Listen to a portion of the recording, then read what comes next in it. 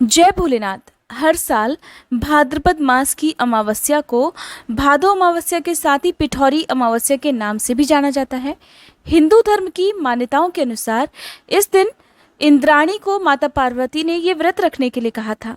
इस व्रत के लाभ के बारे में उन्होंने बताया था कि यह व्रत रखने से संतान की प्राप्ति होती है और संतान के अच्छे स्वास्थ्य के लिए भी ये व्रत रखा जाता है। तब से इस दिन विवाहित महिलाएं अपनी संतान की कुशल मंगल कामना से पिठौरी अमावस्या का व्रत रखती हैं। अमावस्या का ये व्रत सभी अमावस्या व्रतों में सबसे ज्यादा फल देने वाला होता है।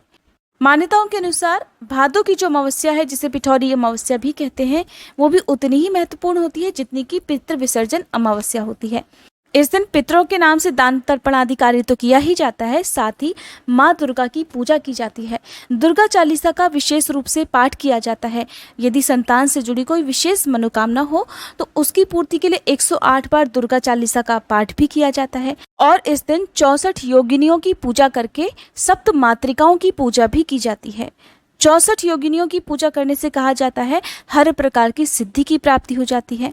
भादो की अमावस्या को कुशग्रहणी अमावस्या भी कहते हैं, क्योंकि इस तिथि पर कुशा नाम की एक घास होती है जिसे एकत्रित करने की भी परंपरा होती है, जिसका उपयोग पूजा पाठ के काम में किया जाता है।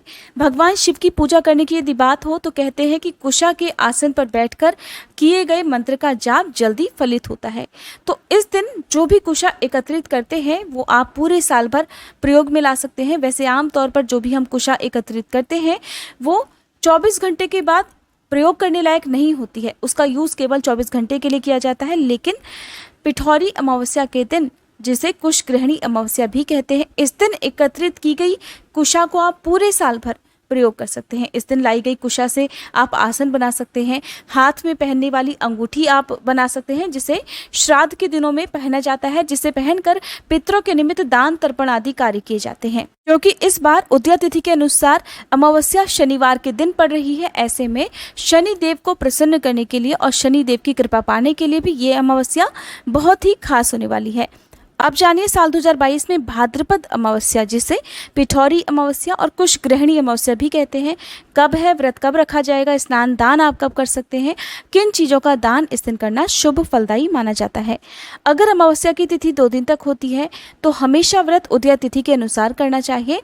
यदि उदया तिथि में अमावस्या बहुत ही कम देर के लिए होती है, अमावस्या की जो तिथि है वो कुछ ही क्षण के लिए होती है, तो ऐसे में आप एक दिन पहले की अमावस्या में व्रत रखकर अगले दिन स्नान दान भी कर सकते हैं। लेकिन इस बार की जो अमावस्या है वो शनिवार के दिन है और आपको व्रत रखने का भी पूरा समय मिलेगा, पूजा पाठ करने का भी पूरा समय मिलेगा, क्योंकि जो पितरों के नाम से दान तर्पण आदि कार्य किया जाता है वो दोपहर के समय किया जाता है। इस बार 27 अगस्त शनिवार के दिन अमावस्या है। हालांकि अमावस्या की तिथि एक दिन पहले दोपहर के समय से प्रारंभ होगी, लेकिन उदया तिथि के अनुसार 27 अगस्त को ही व्रत भी रखा जाएगा, स्नान दान भी आप इसी दिन कर सकते हैं। अमावस्या की तिथि प्रारंभ होगी 26 अगस्त शुक्रवार की दोपहर 12:25 से, जिसकी समाप्ति होगी 27 अगस्त शनिवार की दोपहर 1:47 पर। यदि आप किसी खास मंत्र का जाप करना चाहते हैं, रात के समय अमावस्या की पूजा करना चाहते हैं, पीपल के वृक्ष की पूजा करना चाहते हैं, तो आप पूजा तो 26 अगस्त की रात को भी कर सकते हैं, लेकिन व्रत उपवास आपको 27 को ही रखना चाहिए। 27 अगस्त को सूर्योदय का समय रहेगा सुबह 6:11 और सूर्यास्त का समय रहेगा शाम 6:45 पर। स्नान करने का और सुबह की पूजा करने का सबसे उत्तम मुहूर्त रहेगा ब्रह्म मुहूर्त, जो कि सुबह 4:28 से 5:13 तक रहेगा। दोपहर में अभिजीत मुहूर्त रहेगा 11:56 से लेकर 12:48 तक। आप इसी मुहूर्त में अपने पितरों के निमित्त जो भी दान तर्पण आदि कार्य हैं वो कर सकते हैं। अमृत काल का समय रहेगा दोपहर 3:08 से 4:50 तक और राहु काल का समय रहेगा सुबह 9:30 बजे से 11:30 बजे तक। राहु काल के समय को छोड़कर आप इस दिन बाकी समय में दान कर सकते हैं। ध्यान रहे, कोशिश करें कि अमावस्या की तिथि समाप्त होने से पहले पहले आप दान कर लें। राहु काल के समय किसी भी तरह का यदि आप दान करते हैं तो वो पितरों को ना जाकर या आपको पुण्य प्रदान ना कर राहु और केतु ग्रह को बलवान बनाता है। इस दिन आप अपने पितरों के नाम से काले तिलों का दान करें।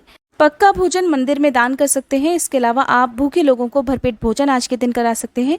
अन्न का, वस्त्र का दान आज के दिन आप कर सकते हैं।